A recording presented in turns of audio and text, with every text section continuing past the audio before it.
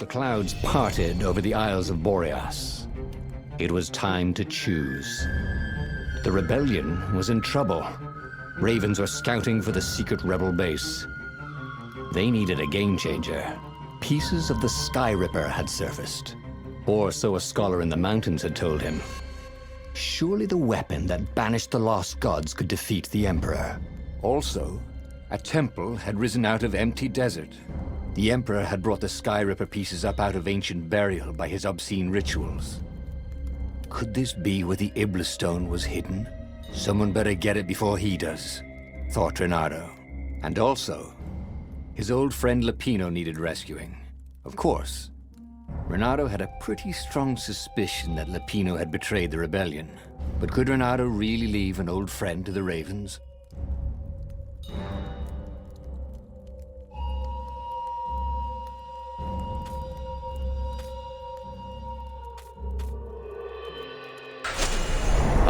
Lapino. Apparently, the Mad Rabbit had sold a Pegasus that he did not exactly own. Lapino always wiggled out of trouble, given time. But he was out of time. Lapino's frantic message said that the Ravens were going to kill him for being a rebel spy. And that he had a clever plan. If the fleet reached him first, they'd string him up for that. Never mind the winged horse. Or so Lapino had told him over the far speaker anyway.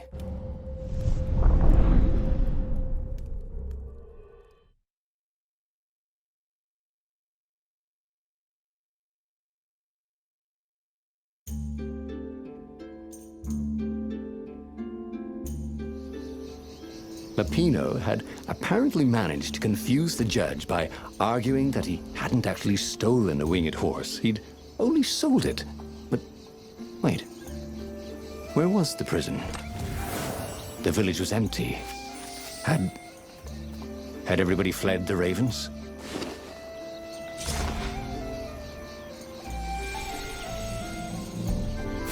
Wow! The sword felt even colder.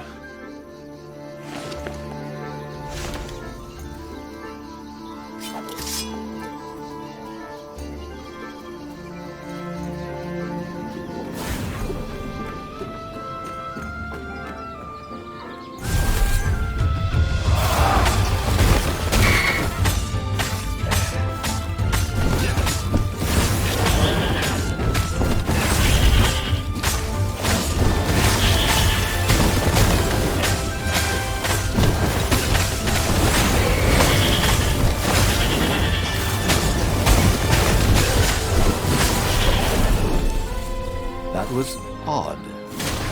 Reynardo had been here, at this exact place, at this exact time. But this time, there were so many more Ravens.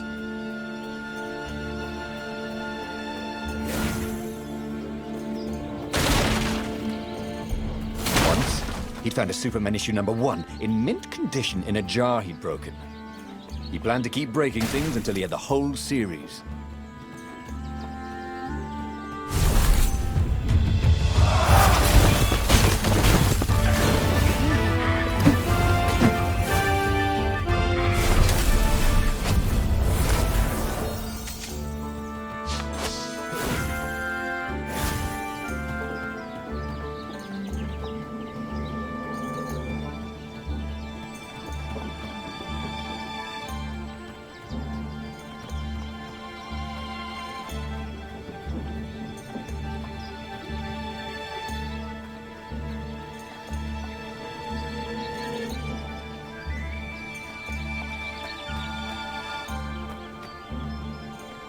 Where was a workbench when you needed one?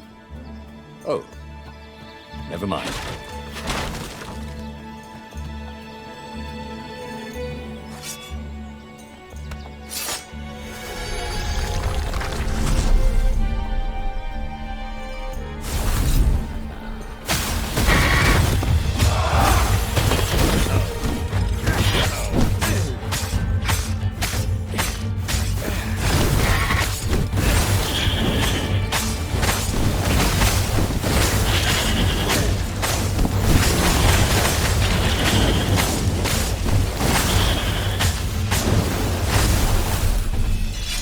Ravens were landing everywhere.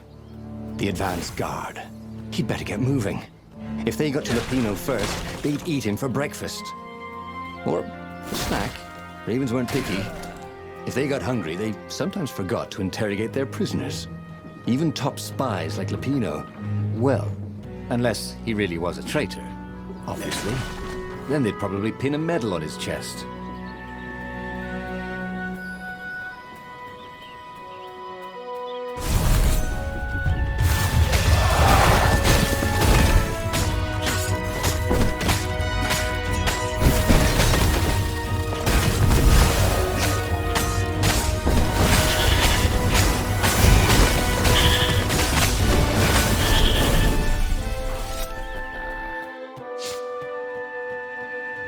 Lupino would betray him. But now Reynardo knew that. What would Lupino do if he knew that Lupino was going to betray him? Well, he'd concoct some crazy scheme, wouldn't he? That used Lupino's betrayal against him and it would blow up in his face. Yeah. Maybe he was overthinking this. Well, that would be a first. He hadn't noticed that path before.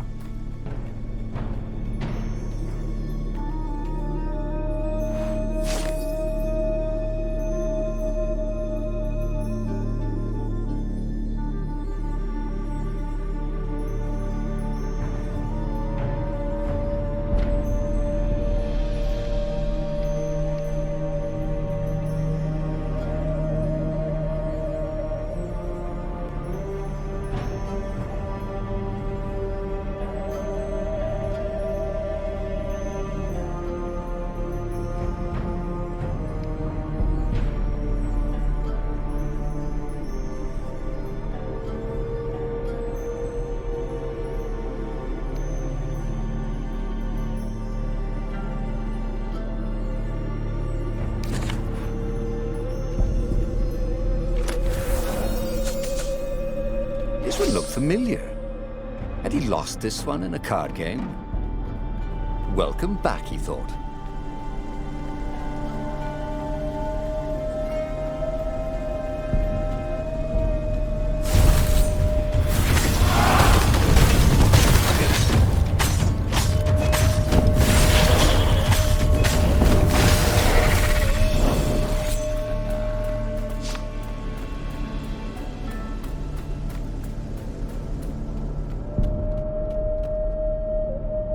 Dirty and bloody, Reynardo finally reached Lupino. The rabbit was practicing his shuffle. Reynardo recognized the cards. It was Lupino's favorite deck. Oh, I thought you were in danger. I am. The Ravens are coming. Oh, the prison thing. Right, yeah, we see this guard owed me 53 ducats, so we made a deal. They're very reasonable people, actually, for weasels. Now, I got a brilliant plan to kidnap Zenobia.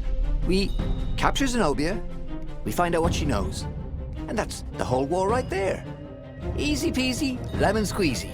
Capture the Emperor's greatest general, who happened to also be a deadly sorcerer, and, oh, his only daughter? That would be worth it. And it would be nice to see her. He'd always had a soft spot for her. And he felt sure she had one for him. On the other hand, he could still get to the core of the Sky Ripper, even if he couldn't get the whole thing. It must have great power.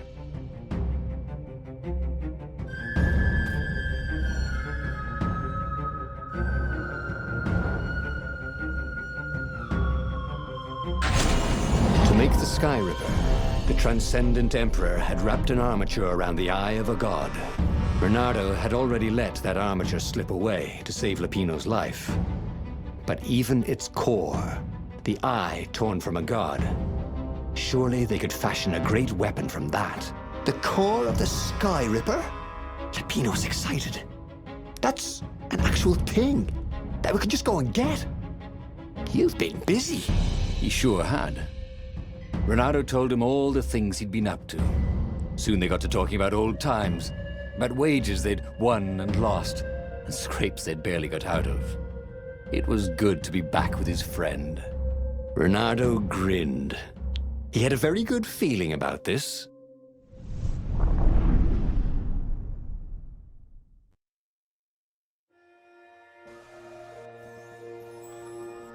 It's beautiful here, thought Reynardo. It was nice to be back with his old war buddy. All right. Lapino was a traitor.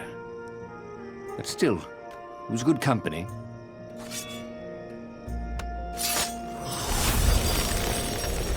I wonder what happens if I go that way.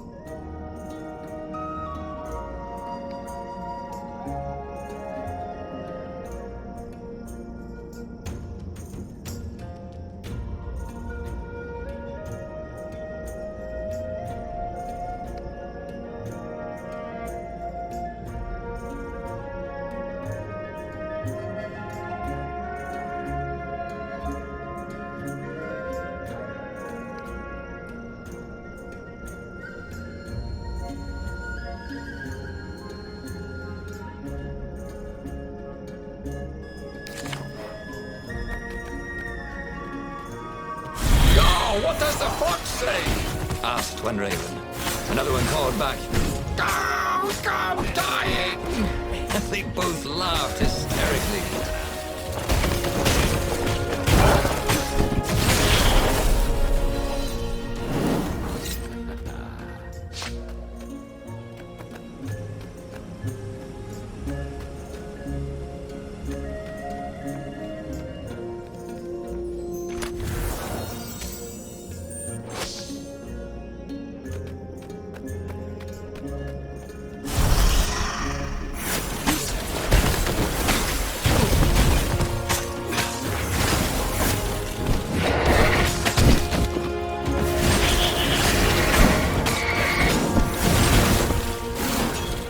Those sheaves were really very well made, weren't they?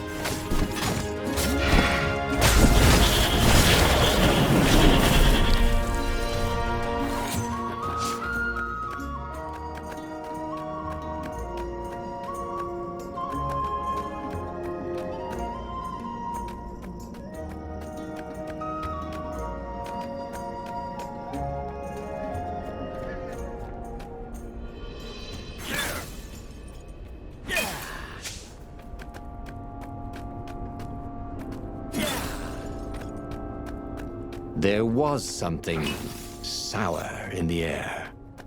Like the earth had ruptured over something that had been fermenting for a very long time.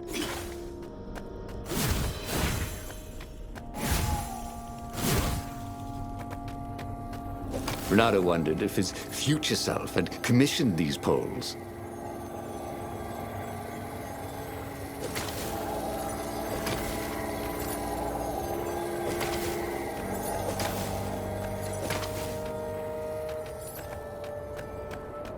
Reynardo felt wrong all over. He could feel an almost palpable sickness in the air. And if the land could have tumors, they would look like these monstrous crystals. The forest was quieter than it had been. There were insects, but few birds, if you didn't count the ravens. Reynardo smelled sick animals and dying ones, but no healthy ones. And getting a bad feeling about this, Reynardo thought. Maybe Lapino was right. Maybe they should have kidnapped Zenobia instead of coming here.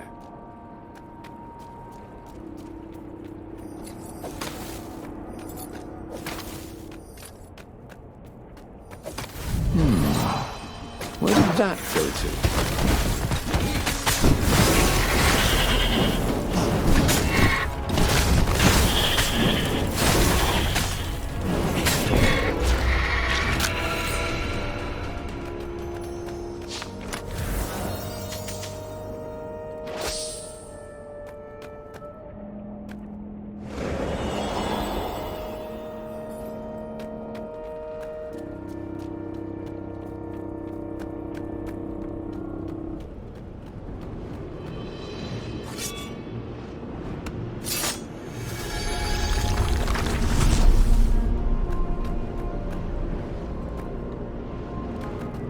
course, there was a puzzle. You couldn't expect the transcendent emperor to bury a god's eye in a leather sack where anyone could pick it up.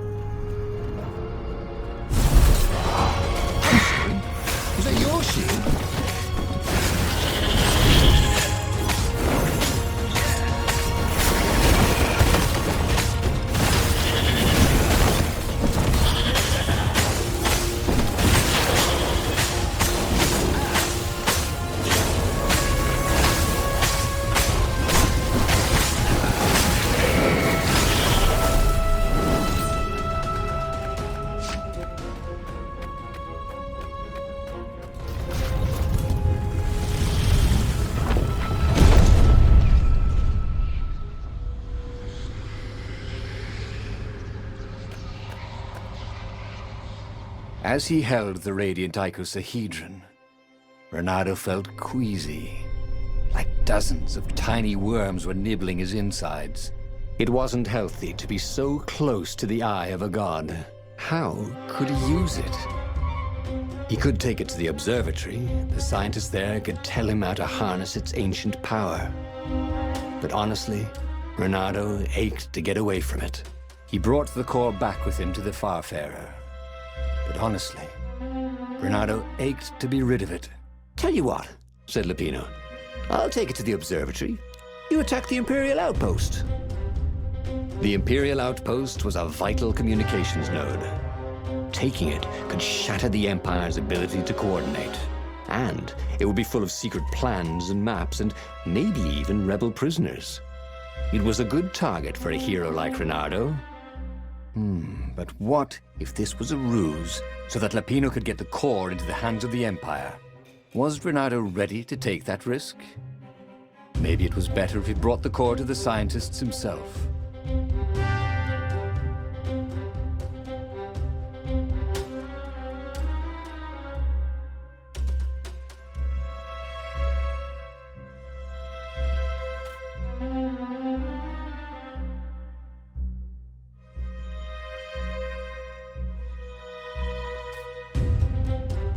Lupino was a touchy rabbit. Reynardo knew that. You're brave, I know, Reynardo said. But this is what I was hired to do. Oh, well, at least let me run ahead and warn them you're coming. Reynardo wondered if Lupino was up to no good. What if the rabbit warned the Empire instead? Oh, but Lupino wouldn't betray him like that. Not again. Before it'd been a fluke, right? They finished the trip to the Nexus in silence. He would offer Lupino a chance to betray him, or not to. His old friend deserved another chance to prove true. All right, Reynardo said. Go.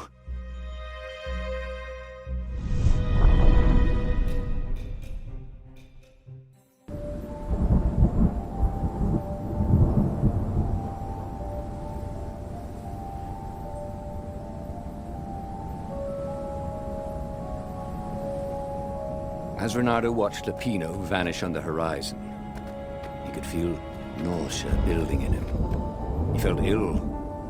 Could his knees really be aching this much? But how could he have handed the core off to Lupino? That was a recipe for disaster.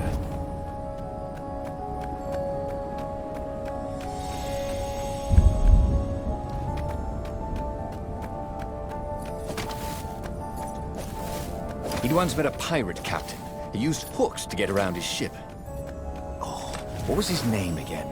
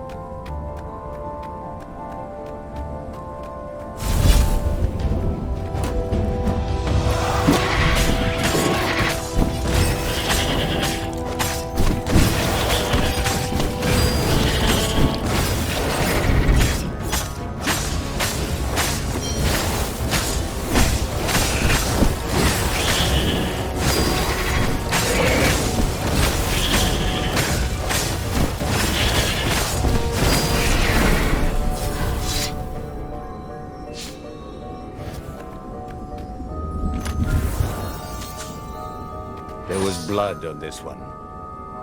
So it hadn't saved its owner.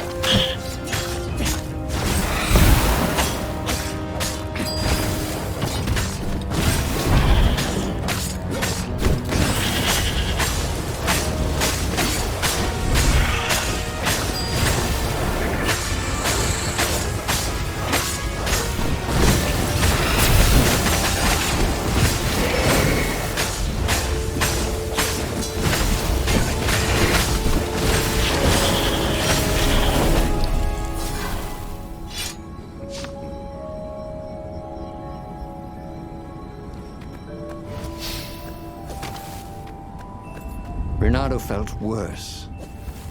All his joints were aching now. He'd been through beatings that felt better than this. So the core had a kind of poison that could harm you without even touching you. That's new.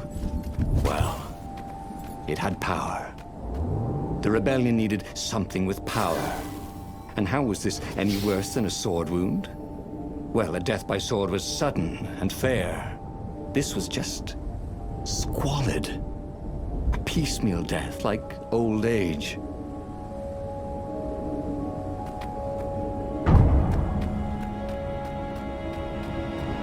The Imperial fleet was closing in on the rebels. And what had Reynardo accomplished? He'd rescued Lupino, but ignored his plan.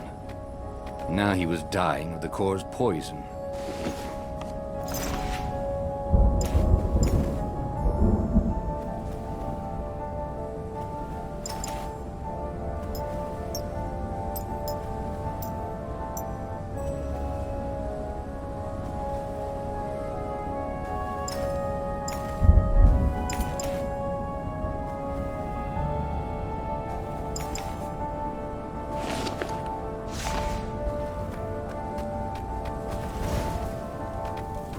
Building these platforms was so expensive, they'd run out of budget for guardrails.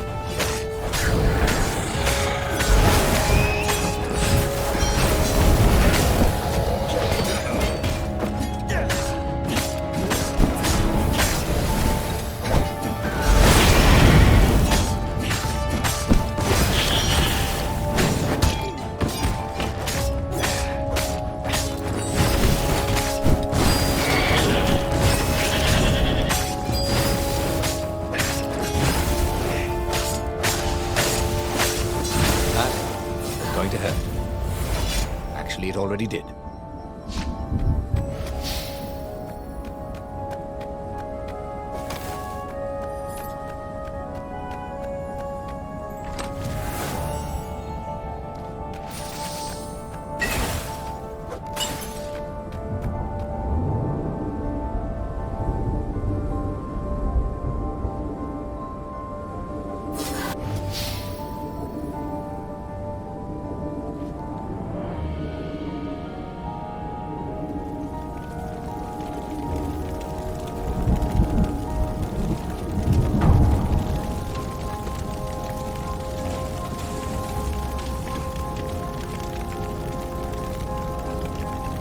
The observatory was a burning hulk.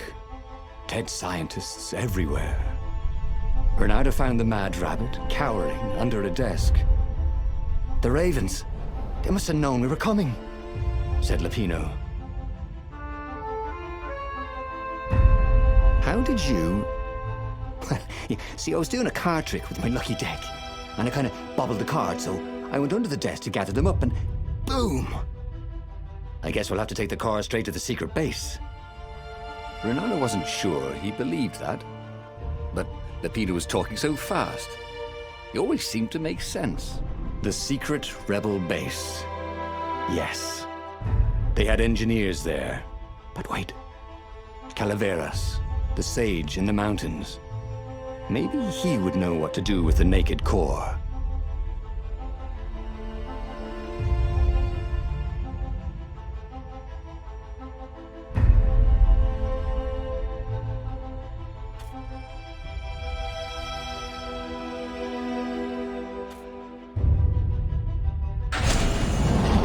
Was killing him. He needed help. The sage, Calaveras, had given him the maps to find the armature and the core. If anyone knew the true name of the Transcendent Emperor, if anyone knew how to assemble the Sky Ripper, Calaveras did. If anyone could heal Reynardo and render the core safe, at least to its bearer, surely it was he.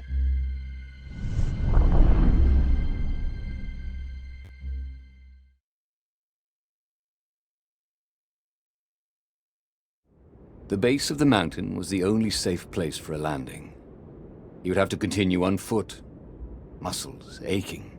Calaveras was a scholar, not a doctor.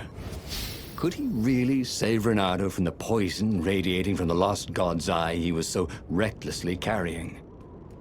He wished there were more pylons he could use the hook on. They really needed to construct additional pylons.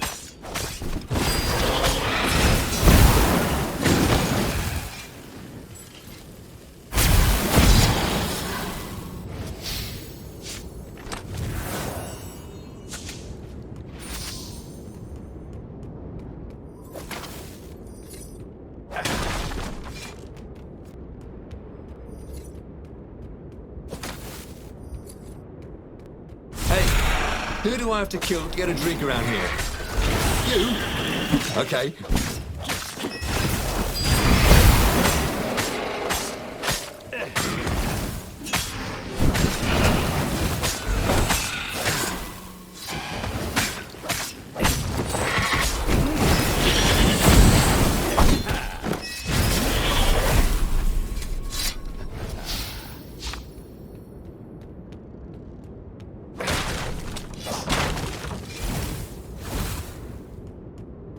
This was not a fun way to die. Even if he survived. No one would write ballads about the fox whose knees ached forever, would they? Not unless he paid for it. He hated paying for publicity. When Reynardo went to the china shop, for some reason the owner was always nervous.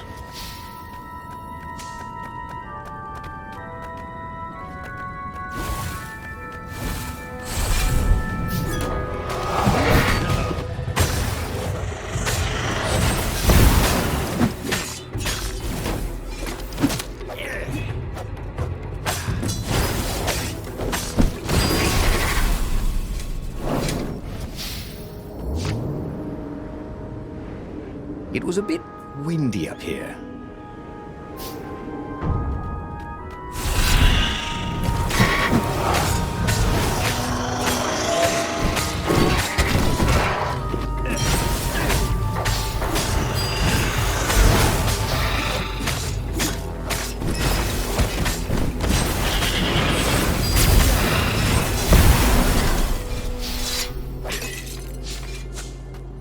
It was chilling walking through the living mountains. There was always noise up ahead. Insects, birds, the croak and flutter of ravens arranging ambushes. But close by, there was only the breeze and the trickle of melting snow. As if every living thing was holding its breath, his poisonous burden to move on.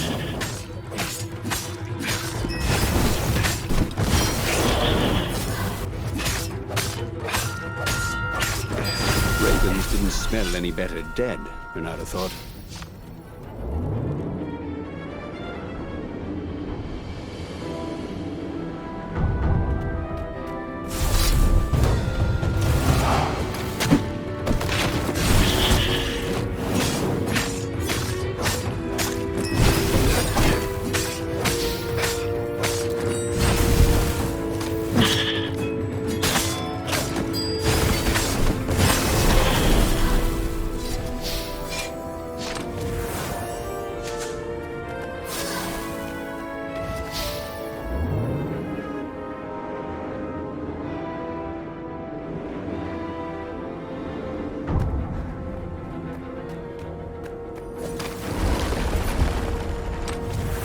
Reynardo had heard stories of a dungeon where chests were filled with potions and weapons.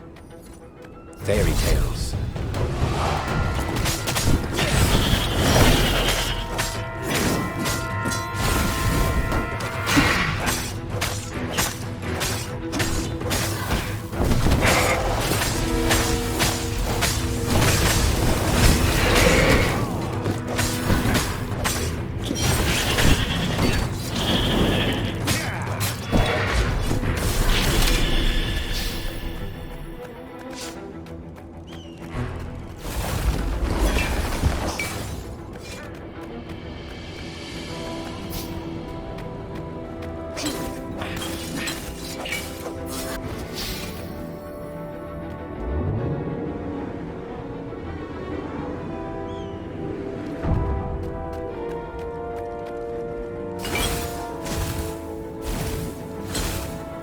Reynardo felt a little better.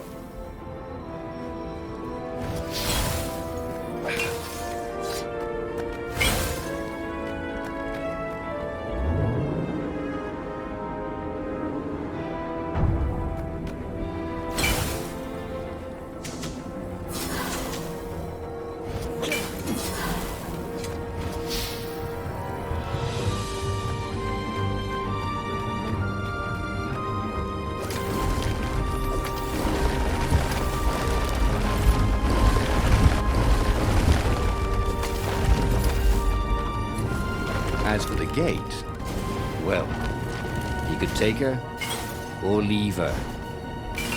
Sorry, it's better to do. Calaveras was a renowned scientist before he was forced into exile. Now, he was practically the last scientist. And he was Reynardo's last hope.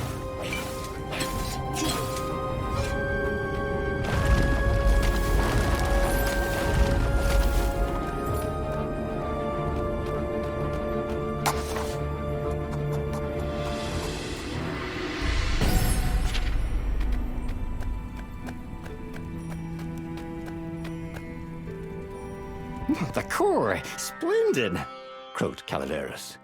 Where's the armature? Right, I was kind of hoping you wouldn't need it. No, I don't. It's just a professional interest. We've got much better prismatics than the old TE ever did. So Calaveras was an arcane engineer. He fussed at the core all day. He wrapped it with silver chains, and in front of it, he placed a huge, round ruby, so that it looked like a monstrous, floating eye. So, what is it? Yeah, I call it the oculum. It's my very first death ray. And it won't poison me? Oh, no, it's completely safe now. Anything I should watch out for? Yeah, try to avoid pointing at any mirrors. As he loaded the oculum onto the Farfarer, Reynardo was a little concerned about Calaveras.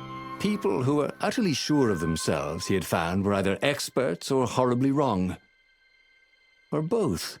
But Reynardo only needed to fire the oculum once. He only needed to destroy one ship, the Emperor's ship, and the war was over. Reynardo plunged into the Imperial fleet. He felt the oculum humming. He no longer felt sick. This was going to be fun. Or at least, it was going to be over.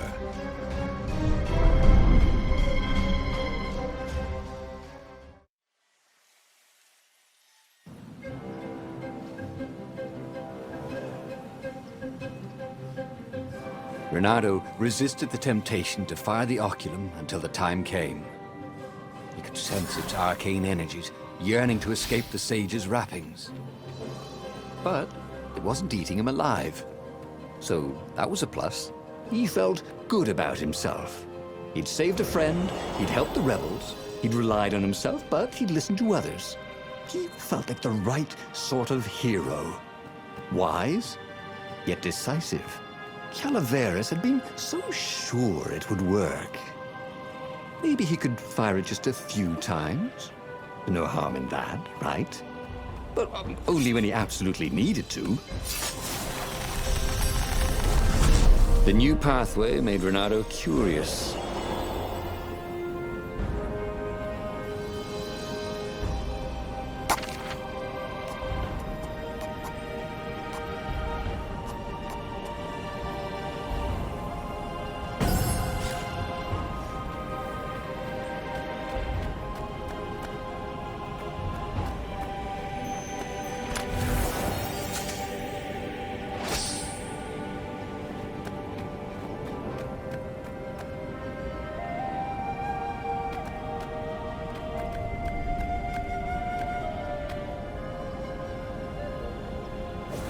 Reynardo wondered idly if people who had built these poles had really, really long tentacles.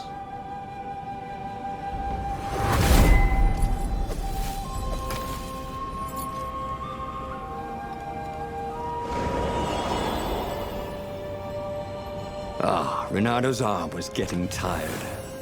The core was no longer eating at him, but he still felt weak. His stamina was shot. But he had the oculum.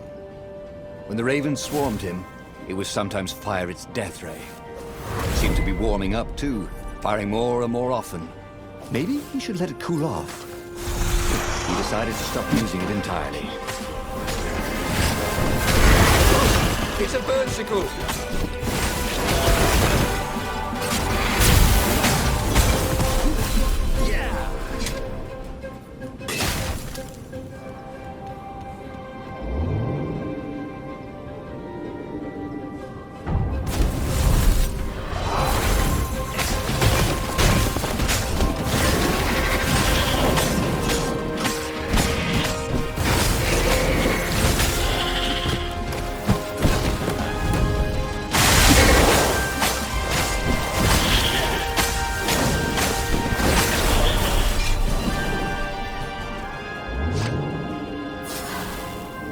There was an inscription. Praise the sun.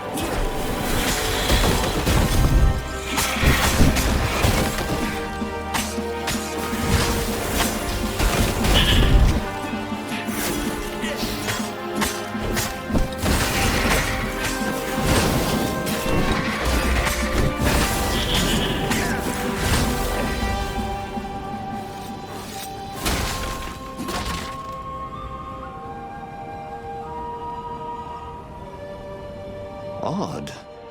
The oculum was still hot to the touch. He almost thought it was getting even hotter. Well, that was ridiculous, of course. Anyway, he'd only to fire it one more time, and then he could chuck the whole contraption into the abyss. And the Emperor's ship was now in range. Reynardo squinted. He could make out the line of ravens protecting the ship. Zenobia in front, conjuring. And on the deck, yes, that was his Imperial Majesty, pacing in his golden armor. Reynardo lined up his shot and fired. Caught in the beam, the ship burst into flames. The ravens and Zenobia exploded. The Emperor, too, exploded. Reynardo waited for the beam to stop, but it only got brighter, and the oculum hotter. Frantic, Reynardo pulled the oculum towards the abyss. The ruby burst into flames. The shiny metal casing glowed, then melted. That was good. Now the core could cool off, right? Reynardo ran. The blast incinerated him instantly, along with both fleets. The shockwave could be felt across all Erda. That winter, with neither Empire nor rebels to rule them, the islands slid into banditry. And so began the Second Age of Darkness. But he'd learned another true thing. The core was powerful, but dangerous if used improperly.